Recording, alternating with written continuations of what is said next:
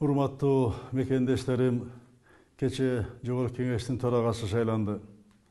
Эми парламентибиз толук кандуу иштей алат.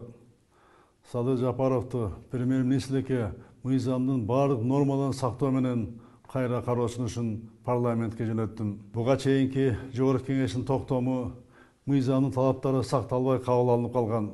Ошондуктан бул токтомдор парламентке кайтарылды. Урматтуу мекендештерим, өлкөдө абал тынч болуусу жана өкмөттү башка мамлекеттер тааныш үчүн өкмөт башынын талапкерлигин мыйзамдык кынтыксыз сактоо менен бекитүү зарыл. Саясат токтотуп иш көтөрөлү. Күндөн күнгө коронавирус пандемиясы күчөп жатат.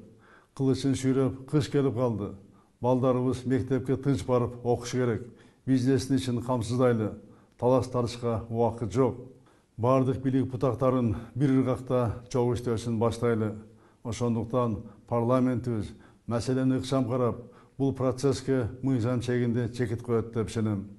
Урматтуу мекендештерим, Кыргызстан укуктук өлкө. Маселелер күч менен эмес, мыйзам алкагында чечилет. Баарыңыздарды мыйзамды сактоого чакырам. Кыйынчылыктарды акыл менен жеңип, бир эл, бир жут катары абийирибизди сактап калалы.